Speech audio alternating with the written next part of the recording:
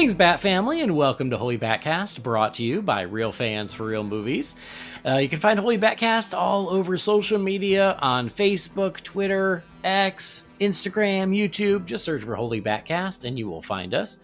If you're a big fan of the show, you can also support us on Patreon. You can go to patreon.com/holybatcast. As always, a big old thank you to our patrons, and I think I got to give another patron shout out here to Mr. William Gibson. Hey, William. William upped his pledge, which was super nice and super generous. And William, hope you know we appreciate it. That is very kind of you. Thank you so much, William. You rock. And it really much is appreciated. You're the best. So big thank you to William and to all our patrons for helping us keep the show rolling and making it nice and easy to do so. We're part of the Real Fans Podcast Network. You can check out all those shows at rf4rm.com. And as always, I'm your Bat host, Andy DiGenova. You can find me on Twitter, X, Instagram, Letterboxd, and Threads. It's always just my name, Andy DiGenova. This episode's going to be a little random, but hey, aren't they all these days?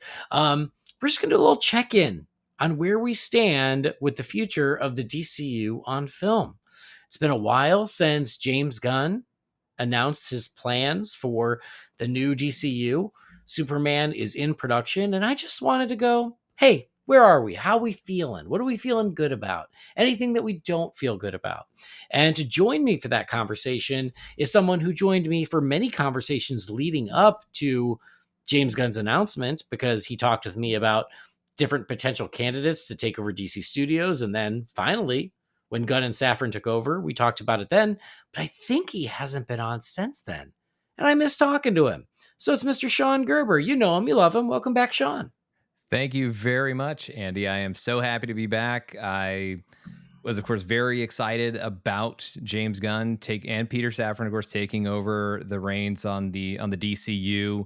And yeah, I don't think we had a chance to really convene about the slate, but very excited about everything that they've been cooking up and looking forward to checking in and seeing how things are going and how we're each still feeling about it. That sounds good. So they were initially announced in October of 2022, and then the slate was announced January 31st of 2023. So now we've been living with the slate for already over a year. And that's okay. That's reasonable. The slate was created as a plan, and then they actually need time to execute the plan, which is why it's over a year later, and stuff is happening. Things are moving. Some things we haven't heard about. There was a several months long void too in certain plans moving forward, obviously, with strikes in 2023. So it's kind of hard to hold any of that really against them if it feels like things maybe aren't moving along. Well, for a while, they really couldn't. That's a great point, and that's true too. But yeah, it's funny which of these projects we have started to continue to hear murmurs about or actual news, and then some things we're like, what's going on with that? Is that still happening? So, and I'm also curious to hear how you're feeling about it, because again, I don't think you and I have chatted. I mean, we've chatted casually about it, sure, over the time, but like, I don't think we haven't dug deep into the new DCU since we talked about it last time, which was again over a year ago. So yeah, thanks for taking the time, and I'm glad you're here, and I think it'll be fun to chat about these things looking forward, because it's going to be here before we know it. It really will. So if it feels like things are moving slowly now, as we know, just wait, and it won't feel that way. It won't feel that way for much longer. Indeed. Well, we're going to do all that. Before we do that, I got to give a shout out to our sponsors over at Manscaped. So, hey there, beach babes. Are you ready to soak up those summer vibes and unveil your ultimate beach bod? Well, you're in luck, because our friends over at Manscaped have you covered from head to toe. With the Performance Package 5.0 Ultra, it's the ultimate all-in-one grooming kit. It's set to have you looking and feeling your best in the summer sun. Trust Manscaped and unlock the confidence you need to turn heads this season. Join the 10 million men worldwide who trust Manscaped.com and get 20% off and free shipping with the promo code BATSCAPED. So let's make this summer your smoothest one yet. So as always, big thank you to Manscaped for helping sponsor Holy BatCast. And they're right, summer's on its way. This is a great time to up your grooming game, whatever your plans for this summer might be, and Manscaped has the best products. I'm a big fan of the Performance Package because you get a little bit of everything. Maybe you're overwhelmed by the options on the Manscaped site. That's fine, understandable. But the performance package gets you a little of this, a little of that, and you can try it all out. Or you can go a la carte. You can go on the website. If anything looks good to you, pick it up. I use their deodorant. I use the trimmers. I use the face shaver. I use the nail grooming kit, which is just awesome. So whatever it is you're in the mood for, whatever it is you're looking for, go to manscaped.com. And if you're going to make a purchase, use that promo code BATSCAPED for, again, 20% off and free shipping. Their stuff is great, high quality stuff. You're worth it. Take care of yourself and save a little money in the process. And then you're also supporting us here at Holy BatCast. So big thank you to all of you who've already done it. If you haven't done it, maybe now is the time with summer on the way. So thank you to everybody, and thank you to Manscaped. All right, let's move on to the DCU, Sean. Let's do it. So I don't know if I want to go. Well, yeah. I'm trying to figure out which order I want to go in. Let's go with the one that we are allegedly going to see first. How about that? That seems like the best place to start. And that is Creature Commandos, the animated series, which I believe James Gunn relatively recently said, "Oh yeah, it's done, it's ready," or maybe he said it's almost ready. I don't have every one of his tweets or threads in front of me, but I remember he acknowledged it pretty recently, saying it was pretty darn close to done. We do know Frank Grillo is Rick Flag Sr., and we also know that David Harbour is Frankenstein. Actually, I thought we got the whole cast for Creature Commandos now that I'm thinking about it. Yeah, look, I think we have Maria Bakalova as Princess Ilana Rostovich, Indira Varma as the Bride of Frankenstein, Zoe Chow as Nina Mazursky, Alan Tudyk as Dr. Phosphorus, David Harbour as Frankenstein, Sean Gunn as G.I. Robot, as well as Weasel, and Steve Agee as John Economos from Argus of the Suicide Squad and Peacemaker fame. Look and at then that. also, obviously, Viola Davis as Amanda Waller. Yeah, I was just going to say that. So yeah, we've got the cast. We know it's supposed to come out later this year. It's apparently almost done. 7 episodes of an animated series. How you feeling about this, Sean?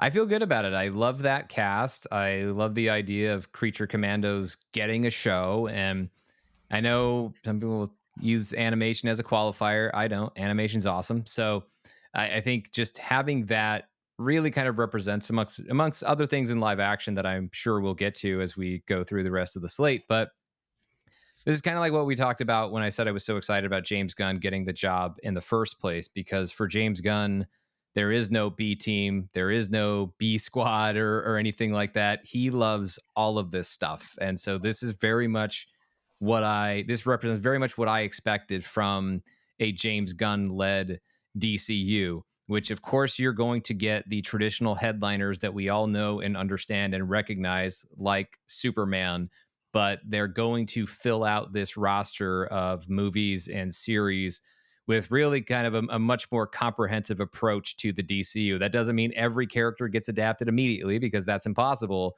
but just in due time, you see the kind of characters that have an opportunity to be showcased. And I think also having an opportunity to see actors who, like Viola Davis, who have already played live action versions of these characters, is really shows the promise of characters moving in and out of live action back and forth with animation. So these characters who are showing up in animated form, if Amanda Waller can go from live action to animation with Viola Davis, then potentially any of these actors could show up as live action versions of their respective characters. Maybe not so much, maybe Rick Flag Sr., you never know. But certainly if David Harbour can throw on the Hellboy makeup, he can also be made up to look like Frankenstein at some point. Oh, 100%. And they did say that, James Gunn said that, is that the vocal actors will also be the live action actors as appropriate, and when you heard David Harbour's Frankenstein, you're like, oh yeah, duh, of course. Like that's just so good. It's right on the nose. And when you look at this cast list, it's kind of true all around, which is exciting. And I think that Creature Commandos, it was a blind spot for me until they did the Sergeant Rock short, the animated short. That was my introduction to Creature Commandos. And I was like, whoa, where has this been all my life? And I loved it. And I do love that this is something that James Gunn is, has made happen because it allows for them to explore these other more random corners of the DC universe. But doing it in an animated series, I think is really smart because it's low risk, high reward, Mhm. especially when you're thinking about, like you said, there's the qualifier of animation, but it doesn't matter. You think about how buzzy series like Invincible and now X-Men 97 are. Right. Those are animated, but the geek circles love them, and I think this has the potential to do the same, especially because of how much interest there will be in starting to understand what James Gunn's DC universe looks like. Yeah. Also, the character designs from when we did get when the slate was unveiled, just the little image that James Gunn was kind enough to share, like all of those character designs, I thought look really, really great. So, granted, we don't know as much, but you got to figure in the months to come, Comic Con, for example, coming up, we can't be that far away from a first glimpse of this series via trailer form. That's a great point, actually. I didn't even think of that. Like, unfortunately, I don't count down to Comic Con the way I used to because now I, Sure. I moved out of California, which makes me sad. But you're right. Like, that would be a perfect opportunity to premiere a trailer and a release date. I mean, for those who do attend San Diego Comic Con, that would also be a great time if it's ready to screen an episode or two for that crowd. Yeah, of course. I miss our special time at Comic Con, Sean. I That know was that was our yearly like 3-day hang. It was yeah, great. camping out in the Hall H line. Oh well, you'll have to do it for me. It's fine. Yeah, Uh, even I don't have that camping in me. If I can't get in quickly, then I don't know. We'll see. That's it takes a toll, and I don't know that I can withstand it anymore. I know. Well, and right now we don't even know if there will be a DC panel or a No, WB panel, do we? nor yeah, we don't know anything about San Diego Comic Con just yet. I mean, whether from the DC side or the Marvel side, I mean, we have the regular assumptions. I mean, I feel like James Gunn is very much a grassroots kind of guy, but of course, just because he runs things for DC creatively doesn't necessarily mean he gets to make every decision because there's obviously a huge cost component that goes Yeah. with studios bringing things to Comic Con. But I feel pretty good about which side he'd be on and what he would vote and what he would hope for them to be able to do. And to be honest, even if they're not going to bring a movie slate to San Diego, and I don't know why they wouldn't, other than the cost associated with it, but even if you don't want to do that, this is the type of show that is tailor made for the grassroots marketing and buzz that you get from a San Diego Comic Con. So if they bring nothing else, they should bring Creature Commandos because it's supposed to be out this year and it could greatly benefit from a buzzworthy screening of an episode or two at San Diego Comic Con and just send people out of Hall H or Ballroom 20 or wherever really praising the show and starting that hype train for it, not just with a trailer, but with people who've actually seen more of the finished product of the show to really get everybody, really increase everybody's anticipation for it. No, that's a great point. But if they're going to be there, and I agree with you, I think it would make a lot of sense, and I think they should do it, especially because we are building up to this new era of DC Yeah. on film. And it also will be just about a year out from the release of Superman. Yes, absolutely. I And so mean, Superman is obviously the big event right now. It's in the middle of production. We know the most about it. We have, in my opinion, an amazing cast. It's really exciting. We've gotten just the glimpse of the suit. I think every day I feel like, oh, is this going to be the day we finally get to see more? Because it could be at any point. But I also feel like bringing a teaser of Superman to Comic Con, which is again just about a year out from release, would also be really smart, and I think it would be enough to really build buzz. absolutely. I mean, even if you don't go to Comic Con, you put that teaser online during Comic Con. It counts just the same in terms of the way everybody would be reacting to it. And hey, because sometimes studios get along, you can attach that teaser to Deadpool and Wolverine, which is coming out Comic Con weekend as well, Yeah, to yeah. really maximize the reach of it. And hey, James Gunn's, of course, very successful Marvel career pre and during his DC tenure. So that would certainly make sense in terms of a partnership. And yeah, I think it makes total sense. I mean, I can certainly already picture being on the exhibit hall floor and there is that Superman suit, hopefully at a DC booth. And so that also gets, just saying that gets me excited about thinking we might actually see the Superman suit in its entirety at some point soon. I know so far we've only seen the crest, which looks great. Big fan of it. But I want to see the whole suit. And I'm sure they're holding on to that until they can't anymore, because eventually they're going to be filming that suit outside where prying eyes and cameras might be able to snap a shot of it. So the usual move would be get a nice still photo out there before those moments happen in the wherever they're at in the production cycle. But certainly for Comic-Con, a teaser trailer, put the suit on display, all of those things. At that point, you're a little less than a year out from the film. That would be the time to really start making your big moves and boosting the awareness and the anticipation for it.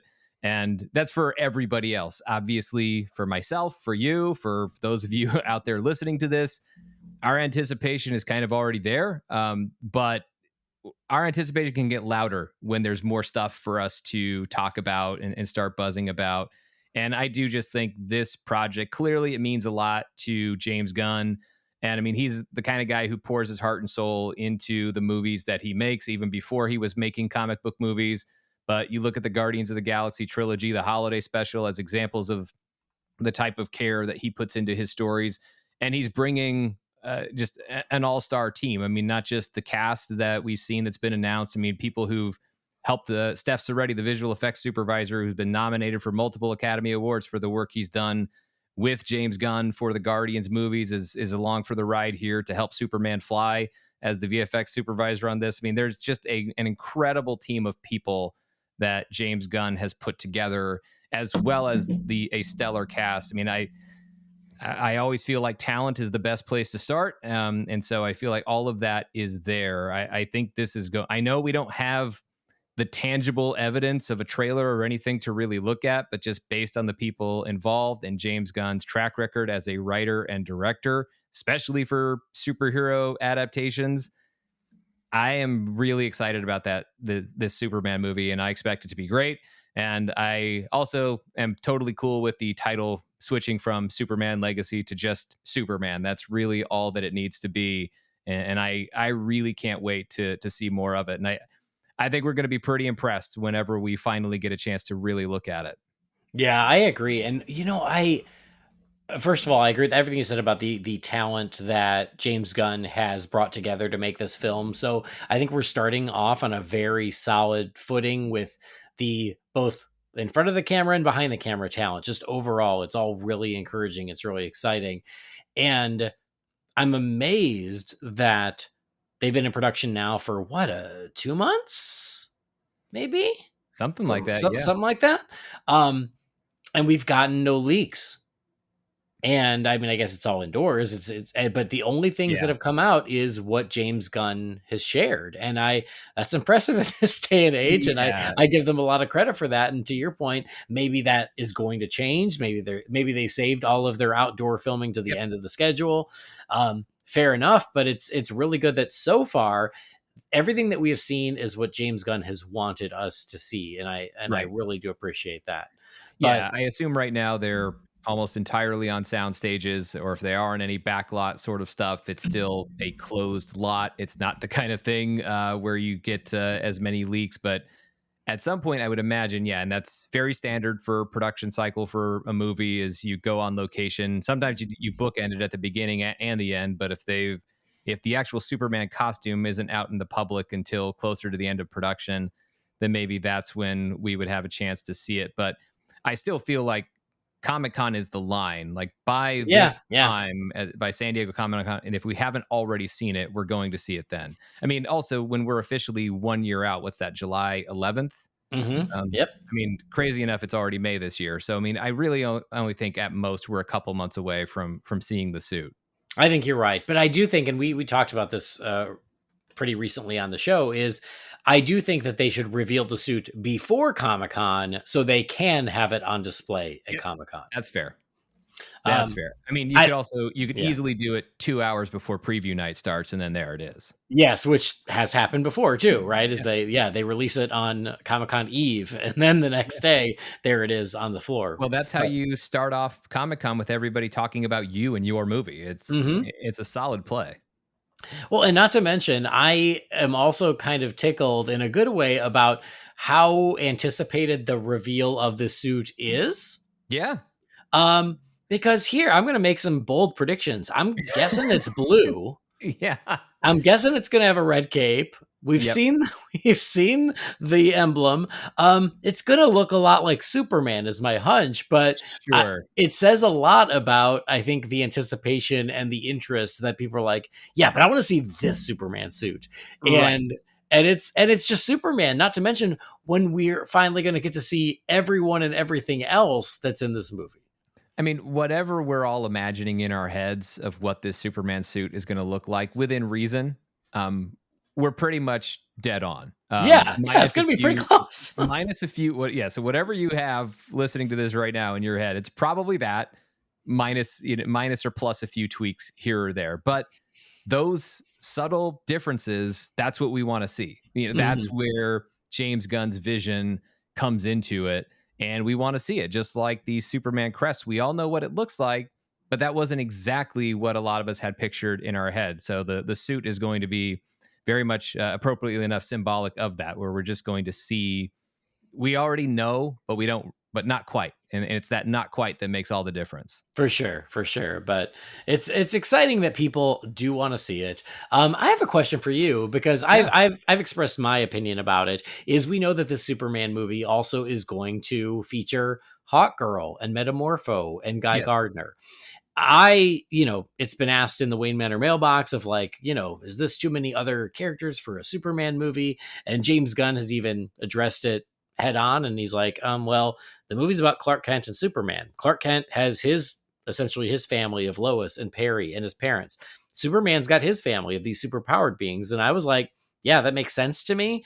But some fans are like, no, it's too much for a Superman solo movie, and I wanted to know where you fall. I think it runs the risk of being too much for a Superman movie, but that is where I think the skill of someone like James Gunn comes into it. And Mhm. so it ultimately, I mean, this is the biggest cop out slash non answer I could give, which is obviously it comes down to the execution. But I say that because it's true. As easy as it is to provide that answer, that's the true statement, is that it comes down to the execution. Just because these characters are in the film doesn't mean they all have massive roles. What you may end up feeling like is, why did you? I don't necessarily think what's going to happen here when we all get a chance to see the movie, if there's going to be a complaint, I don't think it's going to be that Superman was shortchanged in the movie because there were too many other characters. I think you'd have smaller complaints about, why did Metamorpho or Guy Gardner, why were they even in this movie? We didn't get enough of them. And Mm, and if mm. those are if they fall along those lines on that side of the equation, that's totally fine. I think that's fine. The main thing you don't want to have happen is Superman and the characters who are closest to his orbit, Ma and Pa Kent, Lois, and so on. These are the characters who you don't want to have be shortchanged in this story. And I really don't believe that they will be. I think we've already seen more extreme versions from James Gunn. I mean, we look at the Guardians of the Galaxy films, or I look at those films, for example, and they are ensemble films. And yet, Peter Quill, as the leader of the team, very clearly has his story arc, especially in the Mhm. first movie, and I would argue even the second. And then it transitions to more of Rocket's movie in the third. But here we are within these ensemble movies. You have very clear central character arcs for the heroes. And so I think that if James Gunn can manage to do that in what is truly conceived and built as an ensemble piece, then I can easily trust his ability in a more solo standpoint, a solo film for Superman, that, yeah, he can bring in a lot of characters while still making sure that they are serving Superman's story, because we have no idea to what extent all of these characters are involved in the plot. So this is the whole idea behind this, is having a DCU that, as we are introduced to it, feels already more lived in. We're not getting a series of origin stories and things like that. and building up in more of a phase one style that maybe we came accustomed to in the Marvel Cinematic Universe. We're picking it up in the midst of the story. We're picking up in the midst where there are all these other characters, there are all of these other heroes. This is the world, this is the universe that Superman lives in, but his stories can still be about him, even in an overpopulated meta universe. Mm-hmm. Yeah, and it's funny because I've used that example too, especially with the Guardians films. Like, and people are like, "Oh, like so many characters," and I'm like, let's just take Guardians 1. James Mhm. Gunn had to introduce us and allow us to get to know not only the five Guardians, but as well as multiple villains, multiple supporting players, like people like the Collector. And they all had their moments, and they all were memorable characters that we feel like we got to know, and they were in it just enough. And he has already shown that he can balance that sort of assignment. And then if you want to look on the DC side of things, you've got the Suicide Squad, which is very much the same thing. He made the conscious choice of like, I'm not just going to take the same characters that were in the first movie and use them again because they've already been established. He's like, no, because I want to do Polka Dot Man, and I want to do King Shark, and I want to do this.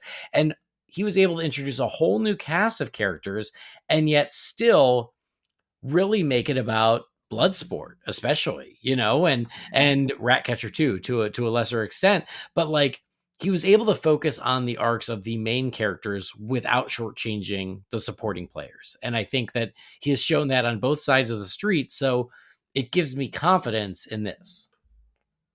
Absolutely. I think that this is something that not only does he have the talent, he has the practice and lots of it to be able to manage this. So I understand where the concern comes from. I just don't really feel that way because of the confidence level I have based on track record. This isn't just based on belief and hope that hey, James Gunn's good, so he can work this out. No, he's done this exact thing.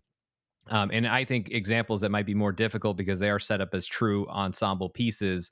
I think he's done a harder version of this already and been successful at it numerous times. So I have complete confidence in his ability to manage all the characters he's including.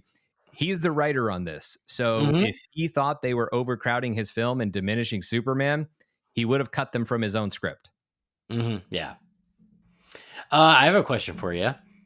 Do you, because I think this is one of those things that you and I are maybe not in agreement on, and Mm. that is Lex's power suit. Because I like Lex's power suit, but my memory is you're not a huge fan, or No, maybe I you do like it. you just weren't a fan of Jesse Eisenberg trying to wear it, right? Was that Yeah, it? it's I think the version or whatever that we had, I mean, I need more of like my green and purple in my power suit is kind of what I'm thinking Yeah. for Lex. But no, I'm not against Lex having a power suit as an inherently as a concept or anything like that. It does boil down to the execution, but I also think that James Gunn's ability to incorporate fantastical elements within emotionally grounded stories, his skill level at that is second to none. There might be others who I would argue are tied for first, but either way, they're tied with him. And so I think that his ability to manage that, and look,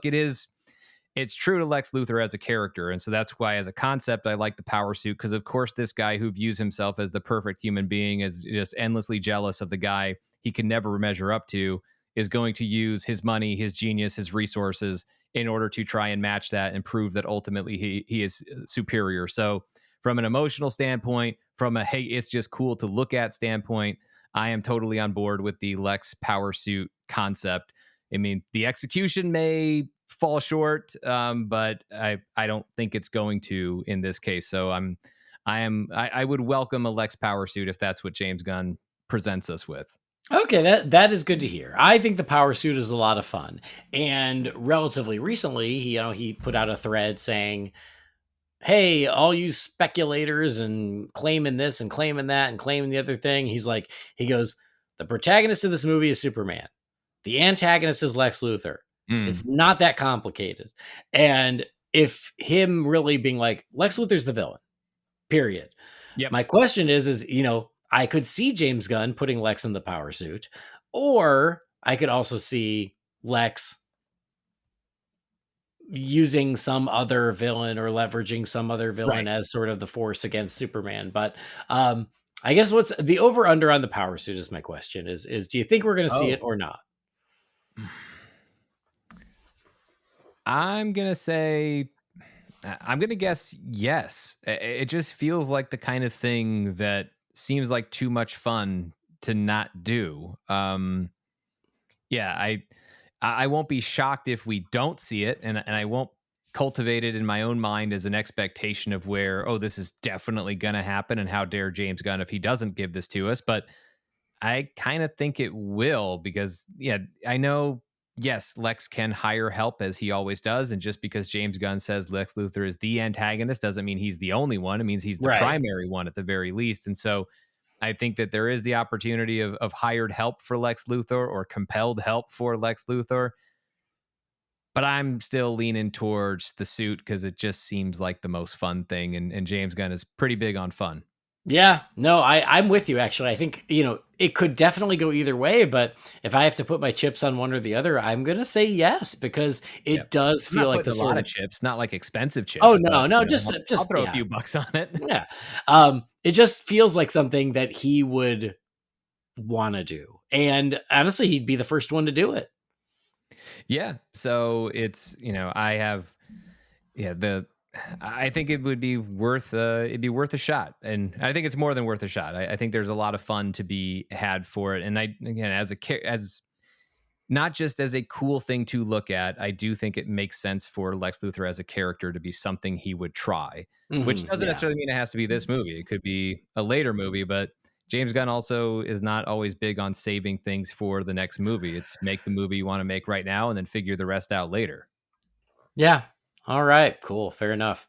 Um, we it's nearly confirmed that we will meet Supergirl in the movie as well because we have our Mhm. Supergirl in Millie Alcock. I don't know her. I didn't watch House of the Dragon or whatever that was. But She was fantastic in yeah, that series. everything I've heard is good, so that's great. So it's one of those things where I'm like, oh, okay, I'll take everybody's word for it. I'm not too worried about it. But then a few weeks ago, we had the report that Craig Gillespie was in talks to direct Supergirl. Now, that has not been confirmed that I have seen, but he is listed on IMDb as the director. So I assume that's still unconfirmed, but seems pretty likely. So I do believe Supergirl, Woman of Tomorrow, is something that will be sooner than later in the slate. And was wondering if you had, what you thought of that. I am a big fan of Craig Gillespie as a director, and so and as well as the movies that he's produced, and so I think that he has done a really great job, and so I am very excited about that prospect. I mean, whether we're looking at stuff like I Tanya or I mean, I think an underrated Disney live action movie made no money, but I enjoyed it. Was The Finest Hours. Like he's done some really great stuff that I've been a fan of. Lars and the Real Girl, like he's made some quirky stuff. So I think as well as the Pam and Tommy miniseries that I thought was really good Oh, with did he do Sebastian that Stan. too? Yeah. So I Oh, mean, I didn't realize he did that. That yeah. was really good. So I've been a fan of a lot of what Craig Gillespie has done. I know some of these are not necessarily as a director, but as a producer. But I think he's done a really great job, and so I'm very excited about this as a choice. Although I think actually going through it, I think he actually has directed a lot of these projects. So including I Tanya. So yeah, he's directed and the Cruella film from a few years ago with Emma Stone that I thought was underrated, and he did direct Pam and Tommy. So I wasn't just misremembering that, or at least a few of the episodes. So I've liked a lot of the work that Craig Gillespie has offered up until this point. So the idea of him stepping in and directing a Supergirl film, I am totally on board with that choice. Yeah, I when I heard that choice, it was another one that I don't think was on anyone's radar. It certainly wasn't on mine. But when I heard it, I went, you know what? I can totally see that because so many of his projects have been about strong women at the center, like I Tanya, or like you just said, Pam and Tommy. I didn't even realize that, but Cruella. So he he seems to have the right sensibility for a Supergirl. And so I was like, yeah, that makes sense to me. I also think that Gunn and Saffron, Saffron seems to be happy to let Gunn kind of be the creative voice out front, which makes sense. But We can't forget that he's there too. But they seem happy with the script because Anna Nagara, who wrote it, is now also writing Teen Titans for them. So that seems like a nice vote of confidence for what she's done with Supergirl. Yeah, absolutely. I think that when you see the work if you see somebody getting more work, then yeah, the studio is obviously happy with what they're seeing so far. And look, that doesn't always translate to us as fans being happy with the final result. But obviously, while it's sitting here as a mystery of how these projects are ultimately going to take shape, when the studio gives that endorsement, because if they were not happy, then they wouldn't be paying them to do anything else. So these are all good signs of how these things are taking shape, and certainly signs of confidence on the part of the studio. And when we say the studio, we are talking about James Gunn and Peter Safran, who are running things as far as the DCU is concerned. Yeah. I mean, and again, it does feel like Supergirl seems to be gaining some traction moving forward as far as the slate goes. Mhm. And they released the slate, but it wasn't necessarily in chronological order. And so that is one of the big questions of like, where do these all land and where are they, sitting as far as development goes? And Supergirl seems to have been moved to the front, both because of Yep. the casting and now talk of a director. And again, you can imply that the script, if not done, is in a very good place that everyone's happy with. So, Yeah, and that's a reflection of what James Gunn also said is even though he announced the slate and kind of announced the theoretical order of what things would be, he has maintained that writing was going to be quintessential and the key part of the process there for the DCU. And that goes not only in terms of how much emphasis they put on the writers who are getting these jobs, but at the same time, he has maintained that regardless of what's been announced, they're not moving forward on something until the script is ready. So it doesn't matter what order things announced in, things are going to be able to jump in line if they're just further along and their script is coming together, which I think, as we've seen from various superhero properties over the last few years, that's not such a bad idea to do that, to make sure that your script is ready and in a place where you're very confident in it. No matter what, scripts change as you film something. That's a fairly common part of the process, but you want to have a much stronger starting point. And so I think as fans, we can just be prepared for more things like this, where maybe it's not the next in line of what James Gunn originally said a year and some months ago, but at least whatever is moving forward and as it takes its actual place in line, we can have more confidence in it because we know what that should mean from the studio side because James Gunn has told us. yeah. Well, and as you're saying this, what it's making me realize is, first of all, for years, especially with DC on film, so many fans have been saying they need a plan. They need a plan. They need to stick to the plan. And now they finally are getting that, which I think is another very nice thing that we can be optimistic about is they've got a plan and they're moving forward with it. We know that there's a plan and we've got a slate. But what we don't have are release dates. And maybe that's a good thing It's a because great you're thing. right. Then things aren't getting pushed into production before they're ready, and things can be pushed as they become ready. And so it feels like it's giving Gunn and Safran some freedom and some flexibility to really make sure that they feel confident in what they're pushing forward.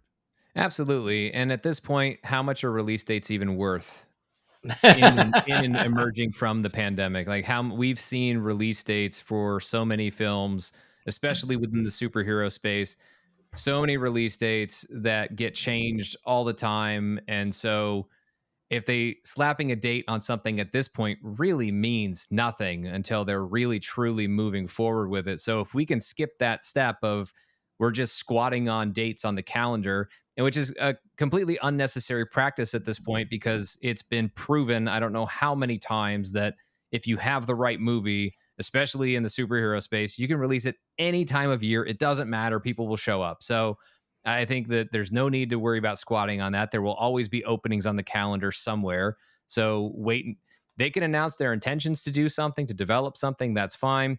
But I'm perfectly content with them not slapping dates on things until it's a more realistic target because they know they're ready to move forward. Absolutely. I mean, right now, you and I could go to McDonald's and get a Happy Meal for a movie that's Correct. coming out 10 months from now. Because McDonald's doesn't care if your release date change. Theirs will not. It's so awesome. Well, I also mentioned that something that was not on the slate. It was not part of the initial release, but now we know is at least in development because they've got a writer, is Teen Titans. So for me, that was a nice surprise because I really like Teen Titans. I love the property. I think that it's smart. It makes sense. It's very unique to DC, which I think is good. And also, those are characters that no matter what your favorite version is, they have a good, strong pop culture um, presence. Yes. So I was like, when I heard that, I was very excited. It seems like it's still going to be built on Damien, but whatever. I'm not shocked, but regardless, I'll still take it because I think that it has a lot of potential, and that was a nice surprise of something that we didn't even know was coming. And I love that that can happen. I think it's really important that they keep space for things like that to happen within the slate of, did we announce this with the rest of the group? No, we didn't. Okay, but we got a good idea and it's kind of coming together. Great, let's do that. That is absolutely what the process should be. And it's not to say you don't commit to the ideas that you've announced. You should still be continuing to work on those ideas, but there's no set linear process of how a project is going to come together and how a script comes together. They move at different speeds, they come together at different speeds. And so it's okay to allow your development and ultimately pre-production, production, post-production, and release process to be a reflection of that. And I'm just very happy to have a Teen Titans movie. Is it going to be exactly the roster I would hope for? No, probably not. But I Mhm. can find my own way to come to terms with that Same, and still exactly. be Yeah. excited about what we're getting. And I love the idea because it just, it will make, with something like the Brave and the Bold, it will just make that, talked about that whole idea, which I like, I think is a strength of the approach of the DCU, is start this thing off as this place that's already being lived in. And I love that being an extension of the Bat family as well. And so I think that if they're making a Teen Titans movie, and we'll see as far as how it shakes out of what ultimately comes out first. I don't know what the final result of that will be, but either way, these things may end up in somewhat close proximity to one another, and it just it expands that back corner of the DCU.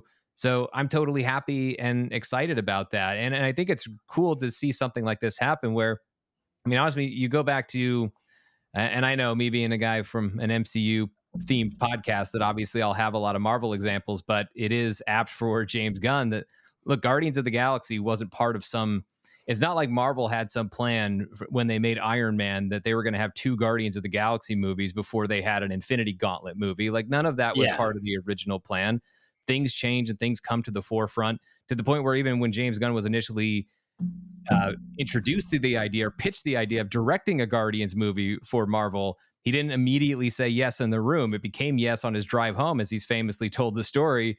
But that concept and that idea, that process, there's still room for that. And look at what became of that for Guardians of the Galaxy. Obviously, Teen Titans has a much stronger foothold in pop culture than Guardians did before any of James Gunn's movies. But speaking to that being part of the process, it doesn't have to be, yes, you have your plan, but your plan is not set in stone at any point.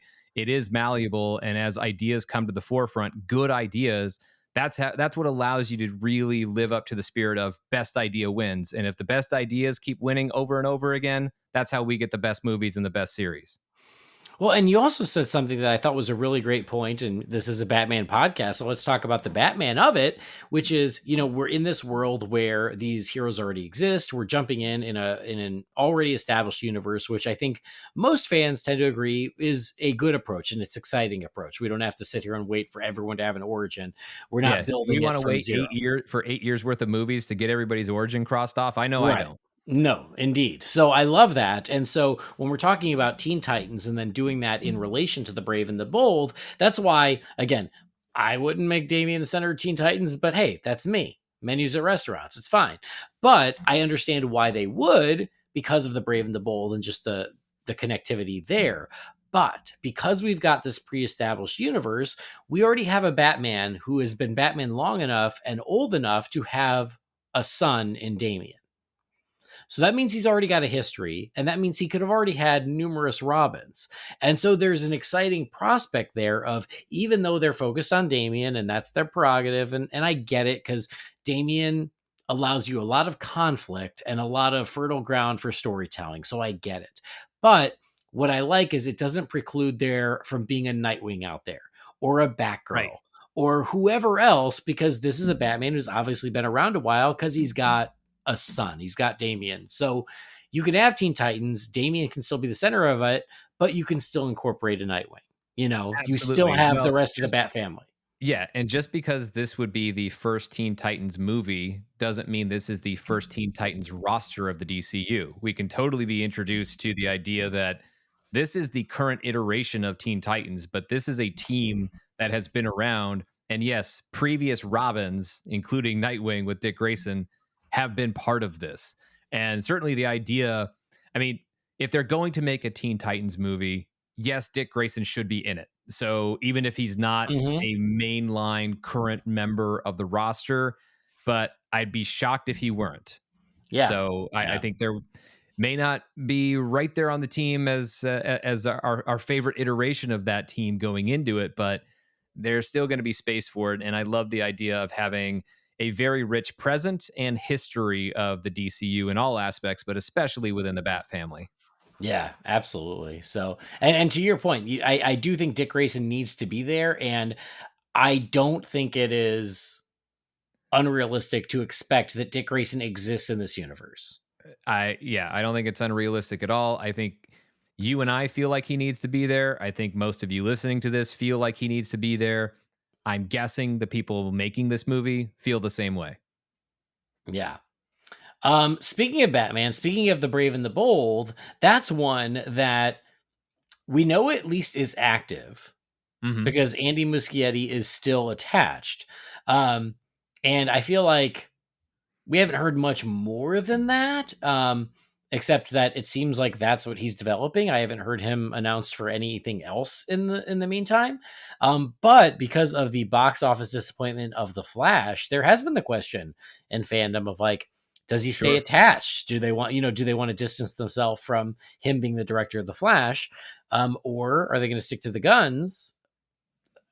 Curious your thoughts on that.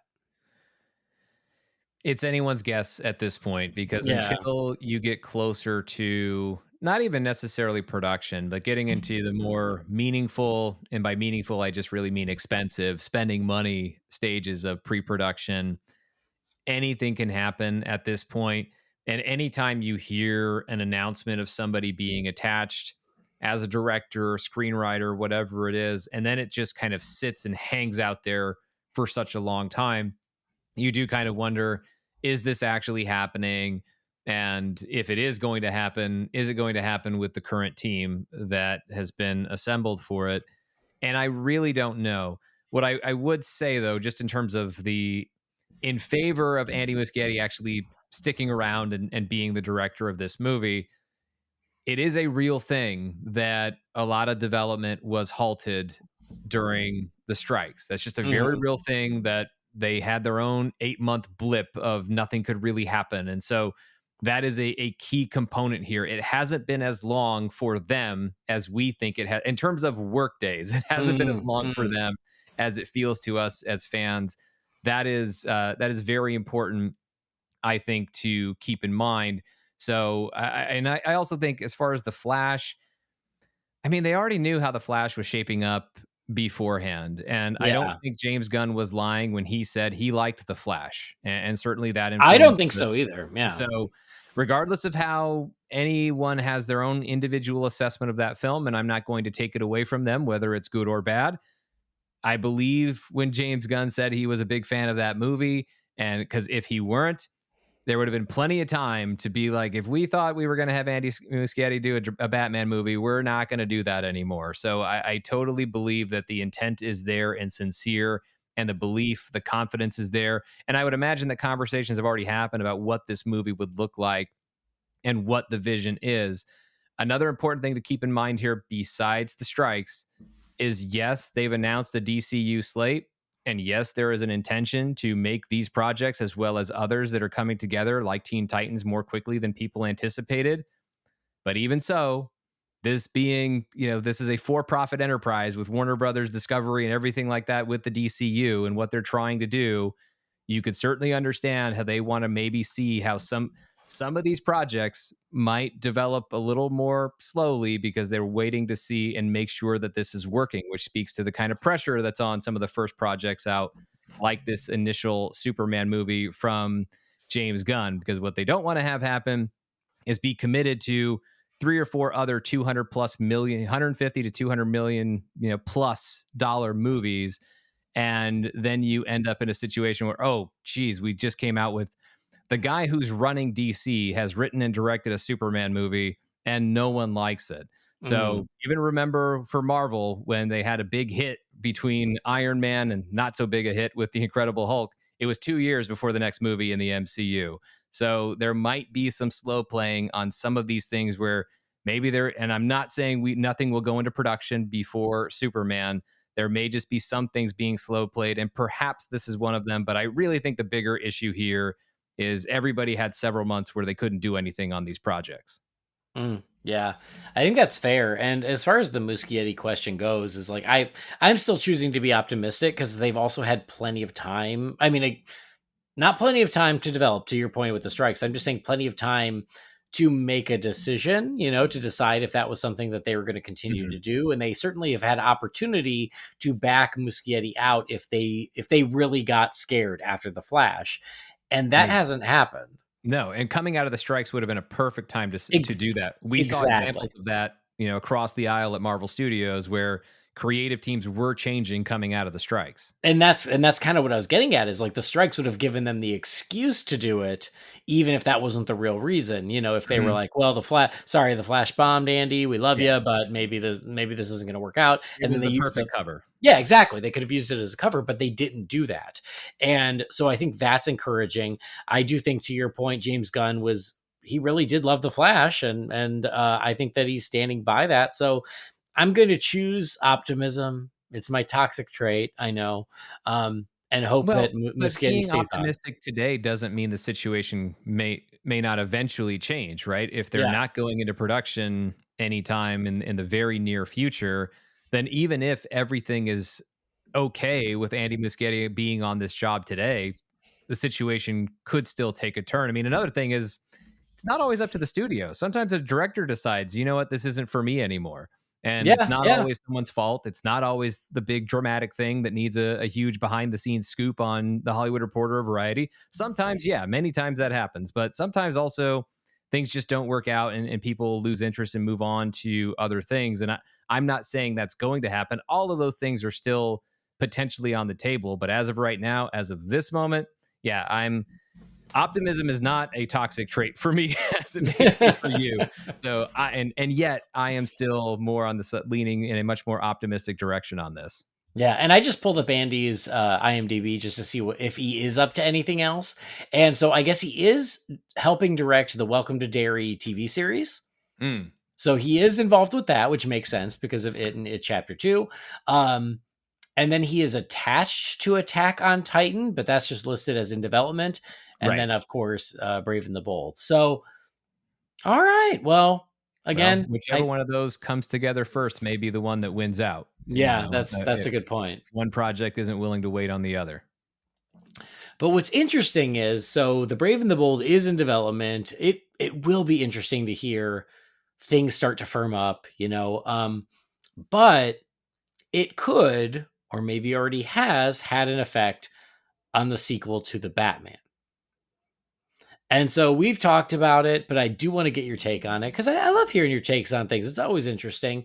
Is the sequel to the Batman being delayed by a year?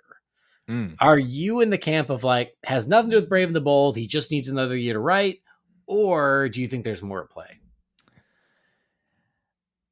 I I don't know. I didn't necessarily when I heard that news, I didn't take it as this. I did not immediately take it as this has something to do with the Brave and the Bold. I understand how and why it could, but I also think that God, now it's like the third time I brought it up. But yeah, the strikes maybe played a factor here because nobody was allowed to write the Batman sequel for several months. So Mhm. I think that, or if they were, they weren't supposed to be. So and they weren't turning in drafts and getting notes and revising and all of that stuff. So there are certain things that play a factor here, and maybe they just ultimately decided they would rather have a little bit more time. I also think that what studios are finding is that they do need to space things out more in general, because while audiences can return to theaters in certain cases for some big movies, we've seen they can't really sustain that level of box office week in, week out for major blockbusters, even month in, month out, as we saw prior to the pandemic. So there are reactions to multiple factors that could be a part of this. But I lean more in that direction than I do impacts from the Brave and the Bold, because, well, first off, I'd have an easier time believing the Brave and the Bold was impacting the Batman sequel if the Brave and the Bold were further along, or we knew that it was further along. We don't Mm. actually really know the status of where that project is right now. I don't know that there's enough there for the Batman sequel to have to or want to react to. I really don't know that, because we haven't seen enough from Batman or from the Brave and the Bold in its development. So short of that, I mean, that it's purely speculation. I would understand where it comes from, but I'm not seeing the direct connection to the Brave and the Bold at this time. I think there are a lot of other factors that maybe have Warner Brothers Discovery and Matt Reeves just wanting a little bit more time with it, and I think that it makes sense to me all on its own, independent of what's happening with the DCU. And James Gunn was clear that Matt Reeves would get to continue on with his Batman story as part of the DC Elseworlds section of the DCU.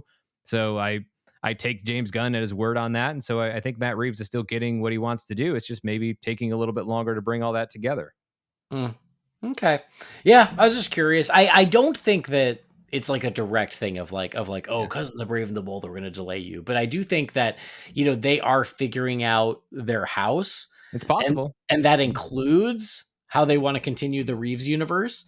I don't believe like, oh, they're going to cancel it and we're going to end the Reeves universe. I don't think that's going to happen. I think we're going to get the Batman part 2, but I do wonder, like, as they're getting things in place, which includes the Brave and the Bold, um, I just wonder if there are other talks and things happening, that there's coordination going on where they're like, well, here's what we want to do with the Brave and the Bold, and here's what we're talking about for the Batman Part 2. How can we make sure we're not stepping on each other's toes, which requires a rewrite? And I don't know. I'm Yeah. just wondering how much of it is things like that to try and keep them separate but equal. you know? It's hard to imagine like the flying squirrel suits of the world of the Batman bumping up against a world in which Batman's kid is hanging around as Robin. So like I have a hard time believing they're really bumping up against one another unless they're deciding who gets to have the Joker. I really don't know.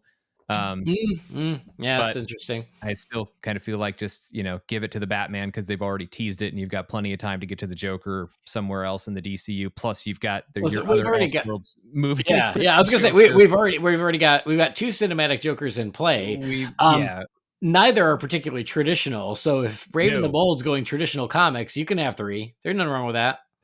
I won't complain. Yeah. But yeah, I would also say if we're gonna go traditional comics and be more fantastical in the DCU, for God's sakes, let Mister Freeze shine for once. But Oh, um, dude, yeah, preach! I'm right there so with you. yeah, come on, like 1997 was a really long time ago, and I don't like how admitting how long ago it was, and that still wasn't even quite right. So, I know. I or not at know. all right, other than borrowing the tiniest little piece of the Heart of Ice backstory. So I think that Listen, there's man, a snowflake. His tear froze into a snowflake. It yeah. broke my heart. I cried in the theater. It was really wonderful, beautiful. Sure, but everything outside of that, maybe not as great. But I think that I understand where that stuff comes from. But when you bring me on a show, you're clearly not looking for hot takes, or if you are, you came to the wrong place. You want level-headed, logical analysis. That's where I come into it. I see a lot of logical reasons behind this delay that have nothing to do with stepping on toes of the Brave and the Bold, All right. I mean, and or the Batman sequel having its toes stepped on. well, I mean, and kind of to go back to the Muschietti question is like the stuff that was in the Flash with Batman. It became clear that Muschietti likes the fun comic book side of the character, which is why I hope he stays on. I'm like, give me more of that, please. And if he doesn't, find somebody who also likes that, Yeah, because yeah. that is what I think. I think we have seen a lot of, not to digress too far into this, but yes, we've seen a lot of a very certain realm of takes, a scope of takes for Batman cinematically for quite a long time. So if we want to expand on that in the DCU with the Brave and the Bold, I would just say that plan makes a lot of sense to me. Yep, yep. If we get any darker, I'm going to be watching a black screen for 2 hours. Yeah. Um, you know what I realized is that we had another director announced, and then we had crickets, and that's James Mangold, who was attached to Swamp Thing. Yes. So I pulled up his IMDb. It's not even listed on his IMDb right now. I forgot he was announced for a new Star Wars movie, which Yes, is he was. interesting. That I Yep. kind of forgot about too. But yeah, Swamp Thing. I was So I, he's I was working on excited two about it. universes right now that Yeah. historically have a difficult time having things that get announced and then actually getting made. Yeah. So should we take bets on whether his Star Wars movie or a Swamp Thing movie happens? I mean, I'm just going to rely on history and bet against both of them. But and that's nothing to take nothing away from James Mangold, who I think is a fantastic director, and either of those projects would be very, very lucky to have them to have him. But the track record is the track record, and I know this is a new DCU, right? But we haven't seen it gain traction yet because it hasn't even really had a chance to start yet, other than things that obviously are in production and that we haven't seen. I will say, if I could choose Swamp Thing, I would much rather see James Mangold's Swamp Thing than I would James Mangold's Star Wars, just because there's lots of Star Wars that's out there, not a whole lot of Swamp Thing. So I am going to hope that this happens. I don't know why it has disappeared from his IMDb, but I also didn't check when it was announced, so I don't know that it was ever there. I presume Yeah. at some point it Yeah, that's fair. may have been, but I don't know that to be a fact. So if you have been tracking James Mangold's IMDb page on a daily basis, please let me know. But I don't know where it stands. It it feels like maybe a lot of other things in the DCU. And I also know that James Mangold historically is attached to a lot of things. But a lot of those things that he's attached to eventually do get made. And so it may not be immediate. It may not be the next movie that he makes, but I do believe the interest is there. And I do believe that it may not be in the initial wave of the first crop of DCU movies that we get within the first year or two of James Gunn's Superman, but somewhere in the next couple years after that, maybe years 3 or 4 of the DCU, there could be space for it. And by then, maybe he has already made and finished his Star Wars movie. So I'm not giving up on that yet, and I certainly don't want to, because James Gunn already had me at a Swamp Thing movie, but but then you attach James Mangold to it, and with his interest in it, then yeah, let's do it. So I'm rooting for it completely. Well, and when Gunn announced the slate, he announced Swamp Thing as the movie that was going to wrap up the first phase. Right. So, maybe it is just so far down the road, it's like not even active, but it's also like, well, let's not forget about it, because like you said, I really want to see that movie. I want a Swamp Thing movie. For me, Mangold is very hit and miss as I'm looking at his filmography. There are some I really like. There's some I don't like so much. But I still feel like his sensibilities will be a good match with Swamp Thing. So I do want this. Yeah, it's just weird that in that initial announcement, he was like the only filmmaker other than Gunn that was called by name, and yeah, we just haven't heard anything. Yeah, and he's got a few things that he's attached to right now. Apparently, there's a movie called Juliet that he's in pre-production on as a director. I'm not sure what that project is. So, I mean, but like I said, historically, James Mangold tends to have a pretty full dance card, but Yeah. he gets them done. So I'm still hopeful that Swamp Thing will be just like that. If it hangs out in the ether for a little while as a James Mangold project, and then before you know it, here it is. Yeah, no, that's fair. And then the other one that really we've got nothing about except for a cryptic post by James Gunn, and that is the Lanterns show that he announced with the slate. And so this was supposed to be a Lanterns TV show on Max that he said was very in the vein of True Detective, but with Hal Jordan and Jon Stewart. And I think it was only last week that he posted a picture of just the hand with the ring. It was like a bloody hand with a ring, and you knew where it was from. I didn't. You said it was the War of the Lanterns or Yeah, something. War of the Green Lanterns, Aftermath, which, of course, that's more tail end of Jeff Johns' Green Lantern run. But as far as that image, I mean, it's the bloodied white lantern glove. Obviously, you see the ring right there as well. I didn't take it to mean it's a suggestion from James Gunn that he's going to adapt War of the Green Lanterns, because I mean, frankly, you'd be skipping a lot of other. I mean, I love War of the Green Lanterns. I think it's a great event, great and underrated event, because it came after so many more famous events during the Jeff Johns Green Lantern run. Certainly, Sinestro Corps War, I know, is a favorite that everybody wants to see, myself included. But yeah, I don't think he's skipping all of that stuff to go straight to War of the Green Lanterns, because you know what? That's not a true detective story either. So I think it was really more, it's the tone of that image. It's the grittiness, the bloody, it literally is the bloodiness of that image that I think is the message that James Gunn is trying to convey. I don't know if he's saying that Guy Gardner is going to bloody someone in Superman or somewhere else, or this is more to do with the actual Lanterns series. But I'll take whatever I can that tells me that Lanterns is still out there and it is still something that is happening. I am still, as somebody who defended 2011's Green Lantern more than anyone ever should have, simply because I just loved the fact that Green Lantern and Hal Jordan like actually got a movie. Dude, I am right there on that same page with you. I haven't watched it in a long, long time, but same thing. It's like I I so want to like it, and I so like Green Lantern that I am willing to give it a pass because I'll take look, it. I don't know that I ever want to watch it again, because I'm pretty sure my memory of it is way better than the actual movie, and I think I'm content to leave it there until I actually get another live action Lantern adaptation. As I've said before, I'm sure on this show and on other shows, like after Batman in the DC pantheon, Green Lantern is next for me, be above Superman, The Flash. All due respect, and with all my love for those characters, I love the world, the universe, the mythology of Green Lantern. I think it is so cool.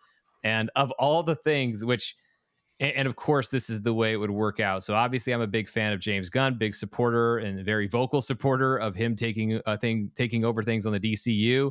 But who boy, when he said True Detective, talking about this Lantern series, that's the one that had me raising my eyebrow quite a bit. And so, and I'm still curious to what he means about that, because honestly, I'm not looking for grounded and gritty when it comes to Lanterns. Although you could certainly argue that the True Detective series and the various seasons of it aren't that grounded, but they are pretty gritty, and that's just not necessarily what I'm looking for. So I'm curious to see ultimately like what James Gunn means by that. But I also think, I don't know. Am I misremembering it? Have they announced any writers for this series at all? No.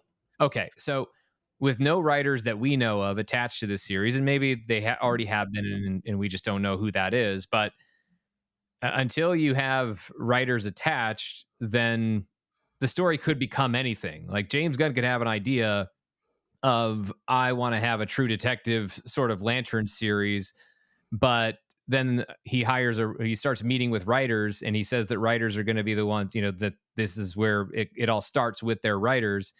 And the writers that he keeps meeting with, and especially the writers who have the best idea that he likes the most, go, I mean, True Detective's kind of cool, but what about this? And James Gunn is blown away, and they go that direction instead. I still feel like Lanterns could theoretically move in any potential direction, but short of that, and just looking at the way it's been discussed with us with James Gunn, I am dying to know more, but I am also yet to be convinced that this is going to be the type of approach. Look, I will take what I can get at this point. So if it's True Detective inspired, of space cops, because I just don't necessarily want another Earthbound story. If it's just True Detective, like mysteries in space for Hal and John and Guy Gardner and whoever else, fine. I can get on board with, but I really want to see what the execution of this is, because as the vague concept that James Gunn has introduced to us, it's not triggering what I love most about the Green Lantern mythology. So I'm eager to see how it might when we see the actual show, or get a better idea of what they're really doing with it.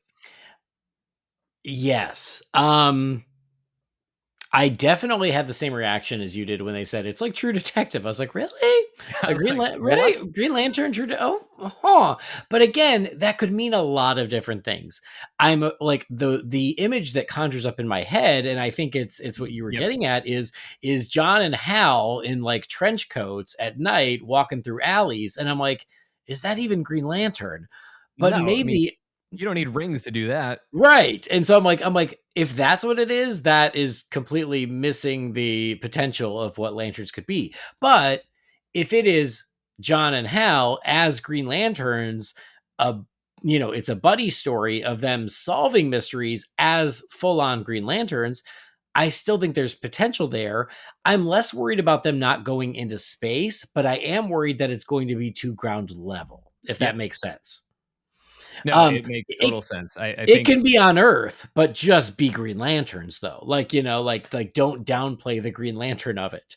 So, yeah, but but even so, I mean, I think we saw Green Lanterns looking the coolest in space. I mean, and so I feel like that was kind of the amongst the mistakes that the first film made, is being way too Earth based and just, yeah, I feel like it's what really sets it apart is basically it's superhero Star Wars with Green Lantern, and I know that's maybe not the kind of budget they're going to get after the history of the 2011 film, and so I can understand that I got to calibrate my expectations accordingly in terms of the scale of this. But and I think when he also described as True Detective, I think he described it as like terrestrial based, and I know there's plenty of Green Lantern stories that are like that, and there are probably, post Jeff Johns Green Lantern run things that maybe I have not, that I have missed, and are blind spots for me that are more better matches for what James Gunn is describing, and I'm happy to check out those stories, but it's just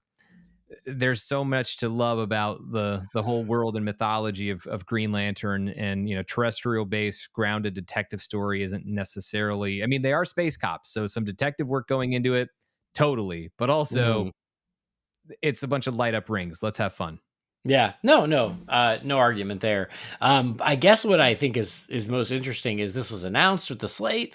We had heard nothing about it except for the involvement of Guy Gardner in Superman, and he's not one of the Right. lanterns starring in the show. Um, but we'd heard nothing, and then there was just that random post, and for me, that was just enough to be like, oh, good. You haven't forgotten about this one. Yes. And so I hope that means that there is movement and we will learn about it soon, because that would be nice, because it would give us a little more to hang our hats on as far as what is going on with it and something to be excited about. Yeah, we need tangible steps for these projects now, and I think that's, and Lantern's certainly included in that. As you said, just those pieces of it that make it feel that much more real, that it's actually happening, and I think as fans of DC, like we've kind of been conditioned to be a little skeptical, right? Because we've had a lot of stops and starts, we've had a lot of things that are announced and What? don't come to fruition, and so, and I know a lot of us have approached this James Gunn, Peter Safran DCU with a lot more confidence of it. Oh, it's not going to be like that this time. But now we have hit this lull. So some of that doubt starts to creep back in. So yeah, Yeah, for the confidence boost, yeah, I think fans are looking for some other stuff, which brings us back to that point of Comic Con, that yeah, there kind of would be a lot of value in, and I know they could also just release a video online like they did last time, but a little more fun at Comic Con if they want to bring that in, show off some creature commandos, show off a Superman suit that they've already posted online, a teaser trailer, why not? And if they want to have a few more tangible announcements, if they've got them, if they're ready for them, for Lanterns or Teen Titans or Supergirl, Brave and the Bold, whatever they've got, hopefully we get a better look at some of that stuff in a couple months. Because obviously, the longer it goes on without us hearing anything, then the more those doubts just continue to creep in. exactly. We've lived through 10 years of this being toyed with, and so we want to be confident with this new Yep. plan.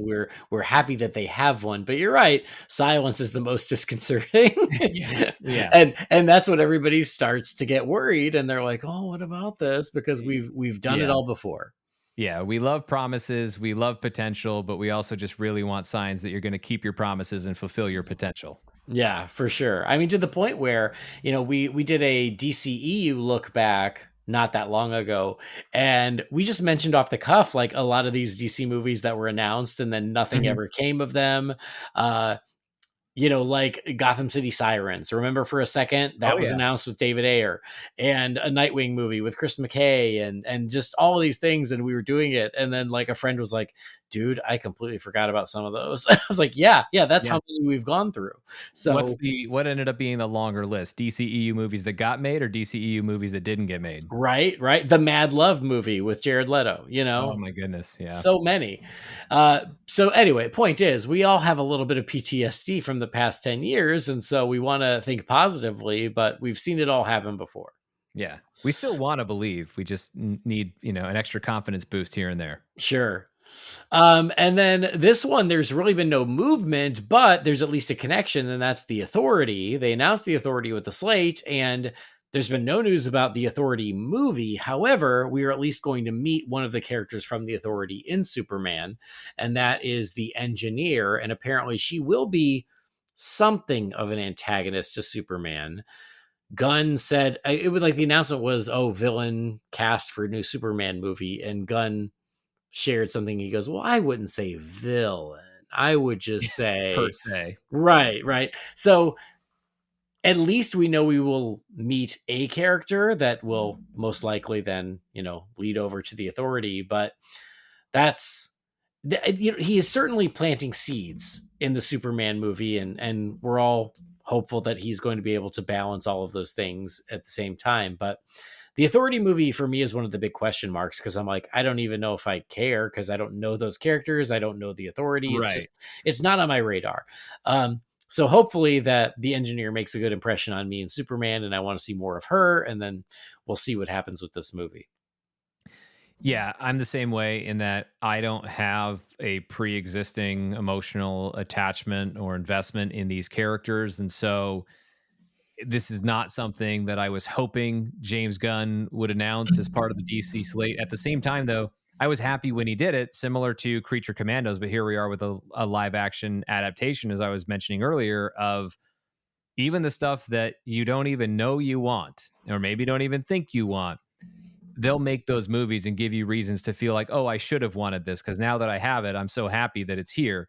The Authority could be, which for most of the world was Guardians of the Galaxy, by the way. So the Authority could totally be that thing. Not saying it's going to be like Guardians of the Galaxy, but similar effect in that a lot of people didn't know what this is, didn't know that they wanted it, would have guessed that probably they didn't want it, and then they have it, and it's becomes one of their favorite things. And so the Authority could be something like that potentially, but at the same time, I mean, if it did go away, I would still want it to be replaced by something else. I wouldn't just want it to be, oh, the Authority went away and there's nothing coming behind it. The spirit of this, I think, is still essential to the overall health of the DCU. Is it can't just be the headliners. I think you want to see things that really expand the story and have audiences falling in love with characters that they had no idea or expectation that they would ever care about, much less fall in love with. Like, it's a great thing when that happens, and Mhm. so I think that would be a key component of the DCU's success if it's going to truly be as successful as it could be.